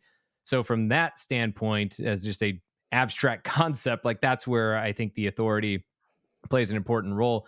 I do have some confidence that it would happen though, because unlike a lot of these other projects that we've talked about, we do have a tangible step happening here. We do have, again, a character like the Engineer being Right. introduced in Superman, and therefore that opens the door to that actual movie and points us in that direction, which certainly I think is smart in the sense that Superman being a bigger hook as a headline marquee name, and then, oh, by the way, here's some other character, here's at least a character, maybe some more that you don't necessarily know about, but they're interesting enough in Superman that maybe you will be curious enough to go ahead and check out their movie.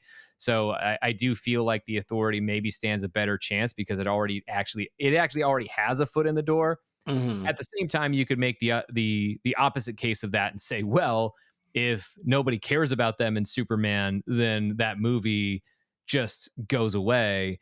But I don't necessarily think that's ultimately going to be the play here. I think people are going to be pretty excited about Superman and the DCU afterwards. Obviously, it all begins with that individual story and everything else is just a bonus, but the Authority could be a very compelling bonus that turns into a hook for the audience for their own movie. So I know we haven't heard a whole lot about it, but there would be a lot of reasons to not hear a lot about it, because if any of those things spoil what happens in Superman, then clearly we're not going to hear anything about it probably for the next year or so. So I'm okay with the Authority being the Authority.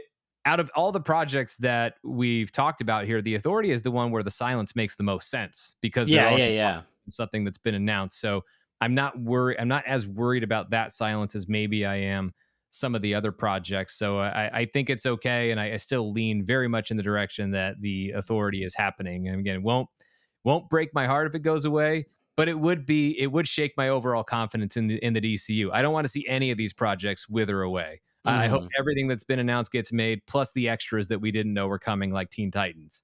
Yeah. Well, and that's just it. Is I think that the difference between this and a couple other ones is the fact that we know it is still front of mind for Gunn because the engineers in Superman. So Yep. we know he is setting the pieces in place, and that's different from, like, say, the two that are left on the list that we have heard nothing about, like literally nothing. One is the Paradise Lost, the Mascara series, Mm-hmm. and the other one is the Booster Gold series. So those, there's just been haven't heard a peep. And again, that's fine. Things have to happen in the order that it makes sense. And so it's not a concern for me where it's just like, well, I Right. just think these are just closer to the bottom of the list. And I think that's fair. But yeah, honestly, the Paradise Lost one, I kind of forget about until I pulled this up and I was like, oh, yeah, that's right. They did say that. So Yeah, the Paradise Lost one, that one is not always front of mind for me, but Booster Gold is pretty much right up there. So maybe not Lantern levels, but pretty close. I'm a big Booster Gold fan. I mean, they're not going to do what I always thought they should do with a Booster Gold movie or series, which is the Booster Gold movie or series is about the making of the Booster Gold movie or series starring Booster Gold as himself. So, mm, like, I think they're not necessarily, although the mockumentary is back, by the way, with Abbott Elementary and some other stuff that's coming up. So, like, I feel like maybe, I know that device kind of got retired for like 2 or 3 whole years after Modern Family and The Office and Parks and Rec, but it seems to be making a comeback if Abbott Elementary is any indication. And so maybe there is still space for that idea of Booster Gold, but that's not necessarily the way that James Gunn described it. However, they bring it together for Booster Gold. I want to see a booster series. I think it has the potential to be absolutely hilarious, because Booster is a really funny character and also a really cool character. And there's still room for that. I know you have a lot of self-aware irreverence in the Deadpool franchise, but there's way more room to cover within that style of humor that's still unique and not exactly Deadpool's style of humor that Booster Gold could bring to it. I mean, for goodness sakes, for all that we have seen this superhero genre or superhero based live action and animated adaptations in movies and television and streaming, for all that we have seen, all of the tropes and especially even stuff just even within the last few years, there is so much stuff for Booster Gold to go in on and so much fun to be had.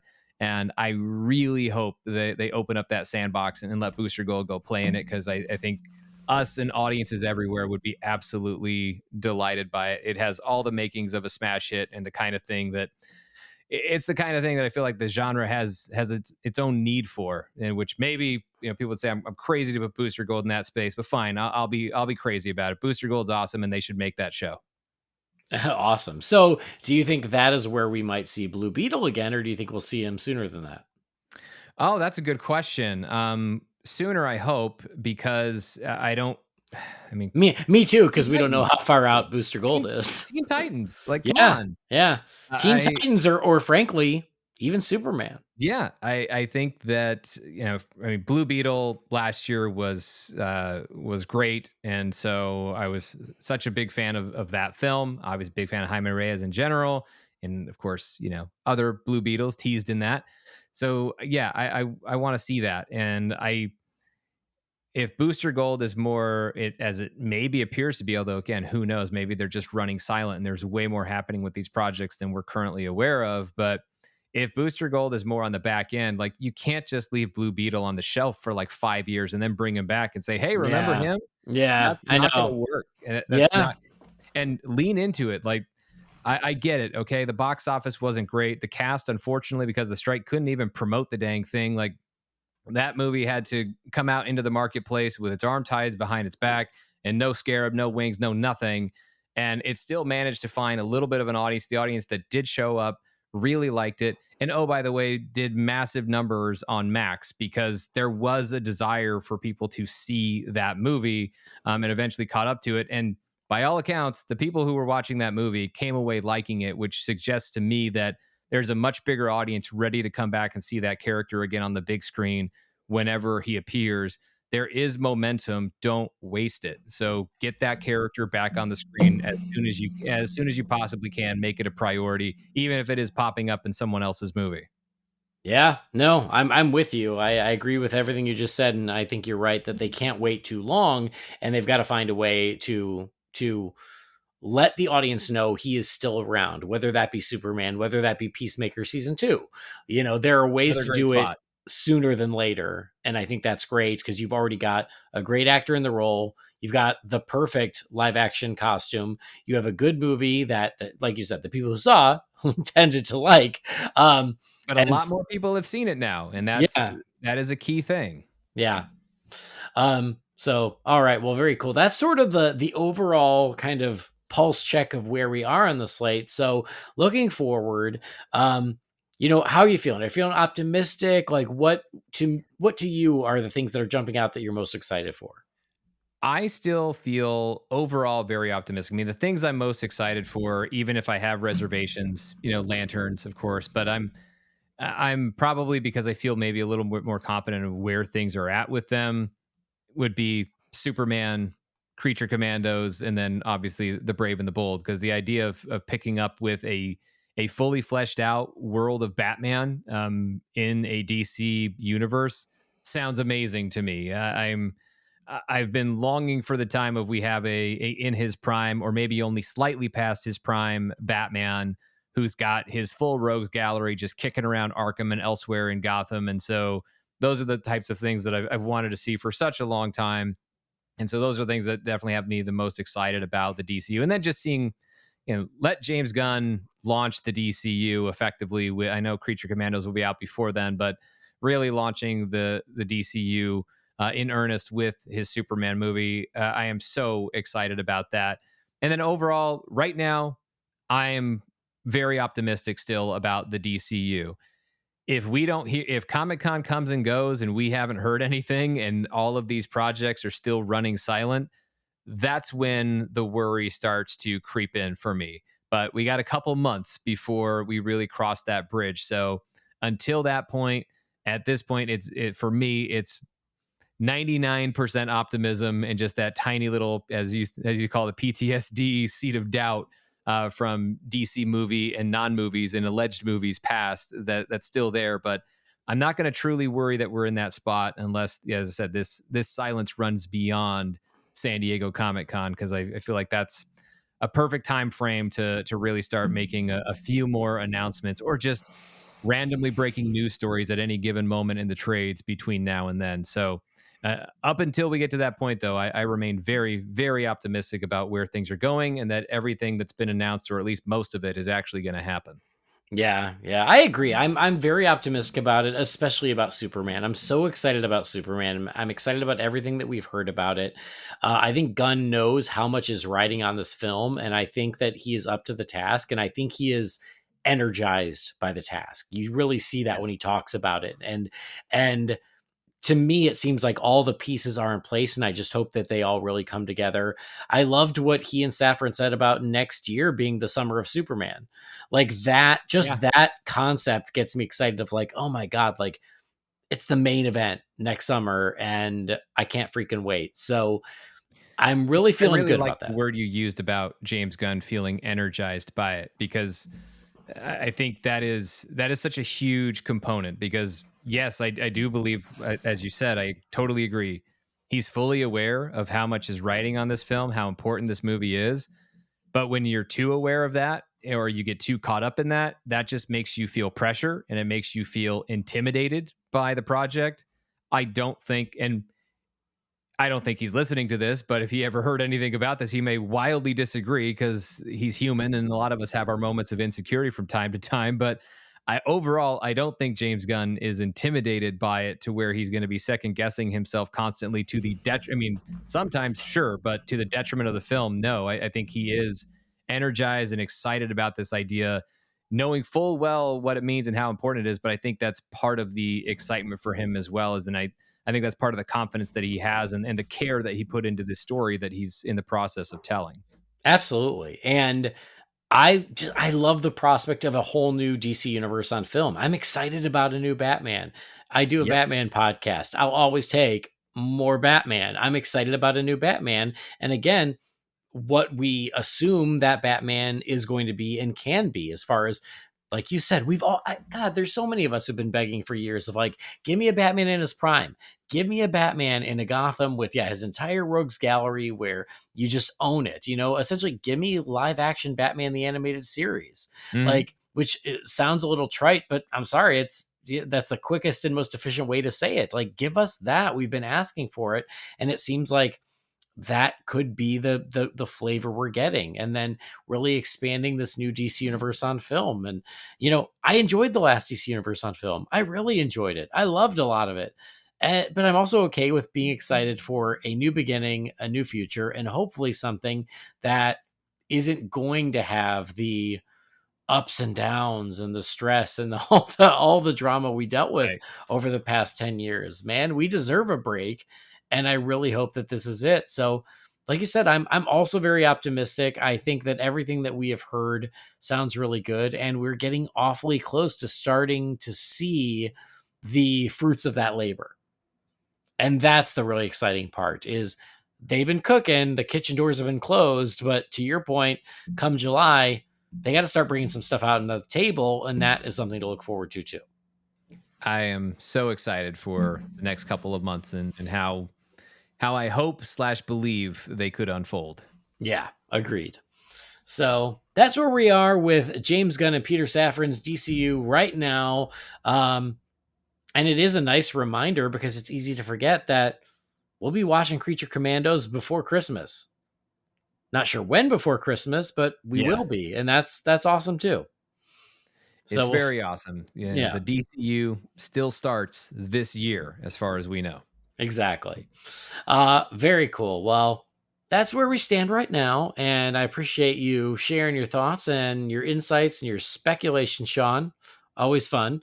I do want to get a couple emails out of the way. Let's do it. I'm still awake. So let's do it. Let's take just a few minutes and check in with you, fine feathered finks, and crack open the Wayne Manor mailbox. It's time again for the Wayne Manor mailbox. You've got mail. Derek, what is a letter for me? Maybe temporary. She wrote a letter. You're one hell of a messenger. This is all, Master Wayne. Okay, this first one here is from Scott Brown. It says, "Hey, Andy and company. The animated film Superman Doomsday came out in 2007, has a less than stellar reputation. But I just rewatched it after not watching it since it came out, and you know what? It's pretty good. Great animation, the story is tight, the action scenes are visceral and don't overstay their welcome, and I feel like all the characterizations feel right. I know they took liberties with the source material, but who cares if the result is an entertaining 75 minutes of Superman content. Thoughts, Scott?" Thank you, Scott. I think we reviewed this on the show. I would have to go back in the archives and confirm, but I think we did. But I'll just say, Scott, I'm with you. I think that Superman Doomsday is a little bit unfairly maligned because they had to cut so much out of the source material to make a more efficient story. But if you look at it on its own terms, I think it's a very good version of that story. And then the fact that they were able to go back and do the two-parter that was much more close to the comics, you can kind of have your cake and eat it too. You've got the nice little tight 75-minute version, which I think is better than its reputation. And then you've got the big epic two-parter for people who want the reign of the Supermen and everything else. And so Yeah, I'm with you, Scott. I actually like that one. I think it's pretty darn good. Sean, I don't know if you even remember. It's been a while. I have not seen it, I think maybe since it came out, or maybe there was a rewatch within the first year or so after it came out. So it's been longer than I want to calculate since I've seen the movie, or I want to admit as far as how much time has passed since I saw it. But at the same time, I never, I was never, I never felt the same maybe disdain for it that perhaps others did. Certainly when you look at it now and they went back and did another go at it and did a more, faithful, true to the source material version of it, that's only going to compound whatever negative feelings were there. But I just never quite felt that way. I mean, it wasn't amongst my favorite. I mean, look at Under the Hood, and of course some of those earlier years of those DC animated movie, those 75-minute films. Justice League New Frontier, that was fairly early in that run, I thought was pretty great, while also being very much a truncated version of the source material that it was adapting. And so I guess I viewed it through a similar lens as you did. Like I was never really weighing it against the original. I was just weighing it as, here's this version of it, and I remember being entertained by that and enjoying it. So I don't really, at the same time, it obviously did not inspire me to have like annual rewatches or anything for the last 17 years, but I liked it at the time. There were certainly things, and that wasn't that the first one. Is the very first one? Yeah. So, I mean, there were things that came on that ended up being even better than that, right? I mean, they improved upon that format as they went on. I mentioned Justice League New Frontier, the Wonder Woman film that they did not long after Superman Doomsday. So we saw them getting better at it. But I think if we view it in its right historical context of, hey, this was a brand new thing they were doing in 2007, it was pretty solid for what it was. And so, yeah, I never had it on my list of amongst the, never anywhere close to being on the list or up for being on the list of worst, the worst of those animated adaptations. Maybe not on my list for the best, maybe not on my, maybe not threatening my top 5 either, but certainly solid and enjoyable. Yeah. Well, and I'll be honest with you, I like a lot of those movies, but most of them don't get regular rewatches. Do you know No. why? Because they release a new one every 4 months. So Right. like they have to be totally my favorite to go back and revisit more often. I mean, I love speaking of Green Lantern First Flight is Yeah. one of the best. It's one of my favorites. I haven't watched that one in years, and it's not because Right. I don't love it. It's just, yeah, Well, like they just keep churning out more and more stuff. It gets that much more difficult to find time for all the exactly. rewatches that I used to do for a lot of these things. Exactly. So anyway, all right. Next message here is from Benjamin. It says, "Hey, casters of Bat. It's been a while since I've written in, but it's good to be back in touch with Wayne Manor. Your recent pod reviewing the Batman's season 3 premiere prompted me to begin another rewatch, starting right at season 3. Andy, as you mentioned, this is when they finally lean into more traditional Batman.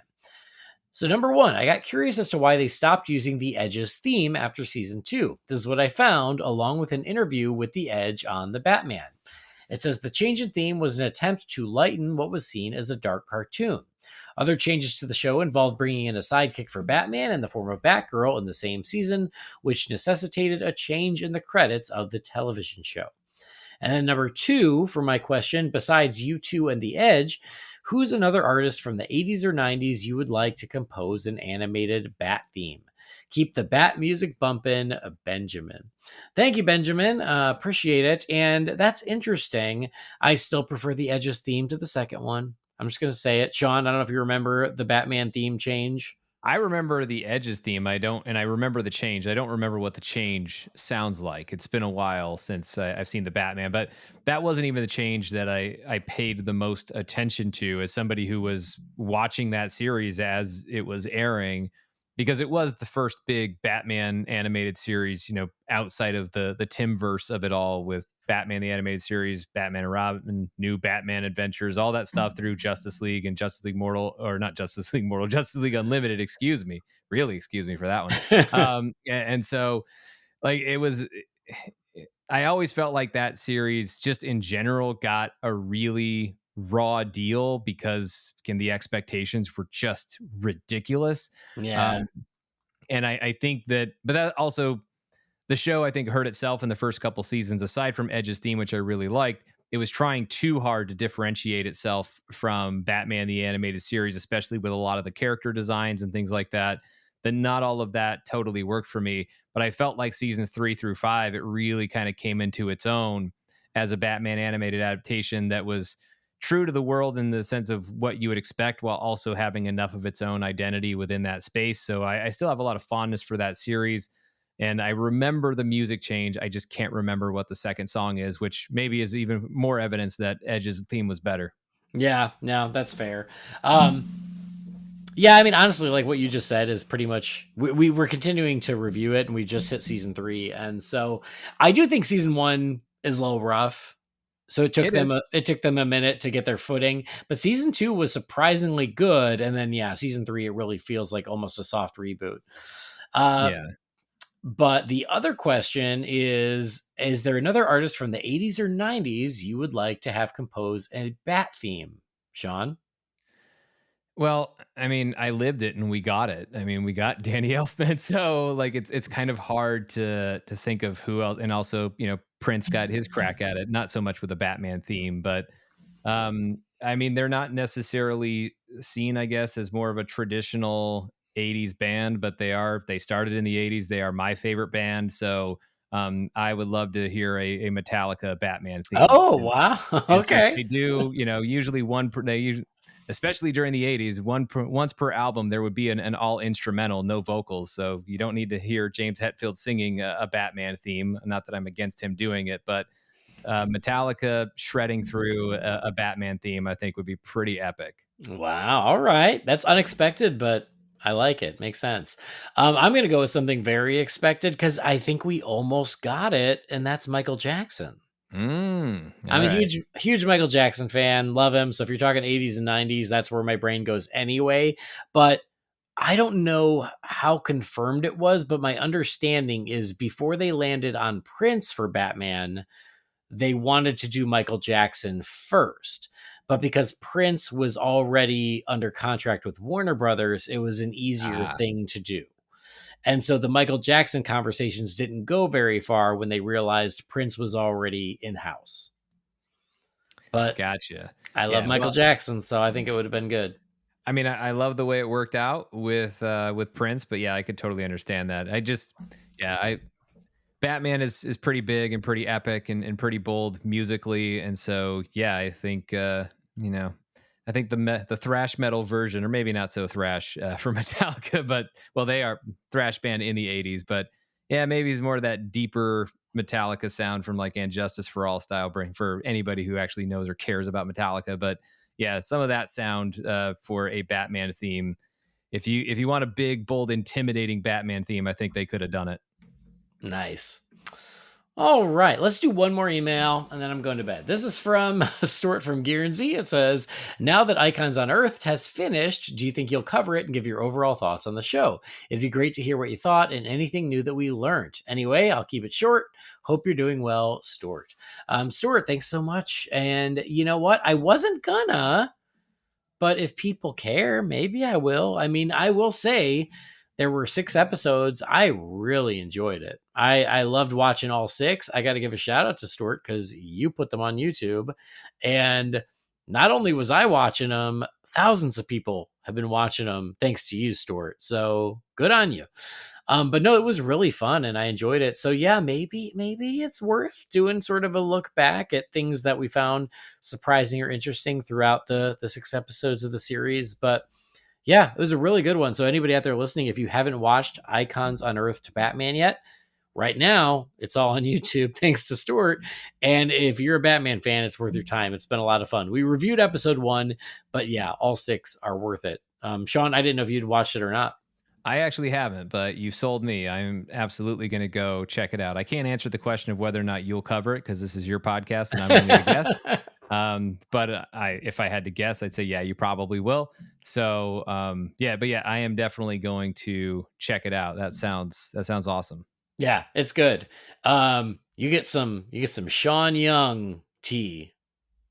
Oh, wow. Even Okay. more, even more Sean Young tea than we previously had gotten. And I thought it had all been spilled. So I oh am no, so in. yeah, there is more. It's fascinating. So yeah, it's worth it. I'll tell you, we got this episode. I already have the next episode planned. So maybe for the one after that, because I am trying to record in advance for May because I'm going to be traveling a lot in May. So it's a good option. I'll keep it in mind, Stuart. Thank you. There's still a few more emails sitting here, but it's getting late, so I'm just going to leave them here for the next episode. Thanks to everybody who wrote in. We love hearing from you guys. If you've got something for the Wayne Manor mailbox, that email address, as always, is holybatcast@rf4rm.com. But we're closing it up for now, and we are closing up for the night. Sean, always a pleasure. You're always welcome. I hope that we provide you an outlet to talk DC, to give you a little break from the MCU now and then. You really do. And I greatly appreciate these opportunities. I mean, that's how I started podcasting, was actually, covering DC for someone else's site. But yeah, doing that for a while. And that's how I even got involved in podcasting in the first place, which now is coming up on 16 years, which is just insane because it still feels like podcasting is kind of new, but it totally isn't. And so, yeah, for the most part now, I'm mainly sticking with occasional DC stuff to cover, but for the most part, very MCU heavy over on MCU Fan Show. But I always appreciate an opportunity to jump on and talk DC, particularly with you, because obviously appreciate you as a friend, but also appreciate and admire the work that you've done here on Holy BatCast. And so I think you are certainly a beacon for Batman and DC fandom. So I know all your listeners appreciate it, but I'm also amongst the listeners and occasional participants who also appreciates it. So I am very grateful anytime I get a chance to come on and have some fun talking Batman and other things DC. Well, and that means a lot coming from you, because that's how I found you, was you podcasting about Batman. And look at us now. Yeah, you brought me on to defend The Dark Knight Rises a year later, and look at where we are now. Yes. Well, And no, I'll still defend it. That's good. I mean, I mostly will. Yeah. But anyway, it is always Christopher Nolan now, which is great. So now I've got help. It's what? Sorry? I said, so will Christopher Nolan. He's defending it now publicly, so I've got help. Oh, I missed that. Was there like a little thing that he had to talk about it? Yeah, he's pushed back on a few of the criticisms of that movie, and also talked about what he likes about the movie he made. So yeah, that's I don't think. I think when we talked about it that first time a year ago, I was still feeling like it was my favorite of the Dark Knight trilogy. Of course, I even said at the time, as always, my rankings are never permanent and always subject to change. And I think it's kind of, as I've still been splitting hairs between those three films, I don't think The Dark Knight Rises is in first place anymore after splitting those hairs, but it still remains pretty close because I understand and agree with, I understand a lot of the criticisms of the film. I agree with some of them, but it's still, I think, a pretty great movie, and I'm glad we've got it. Well, frankly, I'm with you on that too. I don't think it's a perfect movie. I even have my own nitpicks, but it's still a damn good movie that I love rewatching. Yeah. So nothing wrong with that. Yeah, it's still better than a lot of movies that have gotten way less hate. There you go. That's it's the curse of having to follow The Dark Knight, right? Correct. Anyway, no, it was great having you back. You're on the MCU Fan Show, and anywhere else folks at home want to keep up with you. Yeah, so MCU Fan Show on the socials, X / formerly Twitter, whatever, and then Instagram and Threads. And then if you want to just follow me, it's Mr. Sean Gerber. So just MR, my name, and that's on Instagram, Threads, and X, formerly Twitter. Sweet. Well, thank you, Sean, and thank you everybody out there for listening. We appreciate you. Thanks for downloading or streaming the show. Please do follow or subscribe to the show wherever you get your podcasts. Also, you can rate and review us where you get your podcasts. If you love the show, a nice review goes a long way. It means a lot, doesn't cost a penny, and it's a great way to support us. So thank you to everybody who's done that. And if you haven't, take a minute out of your day. It would mean a lot. You can go to find Holy BatCast on Facebook, Twitter, X, Instagram, YouTube. Just search for Holy BatCast.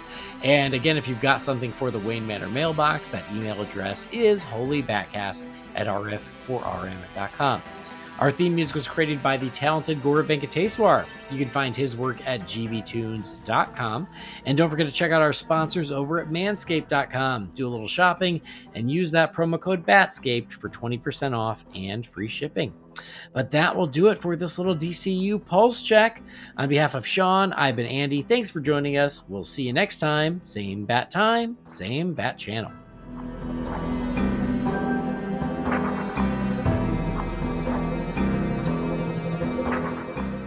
Holy BatCast is not affiliated with Warner Brothers or DC Entertainment. The views and opinions shared by the participants are theirs and theirs alone and do not represent the companies or organizations they happen to work for.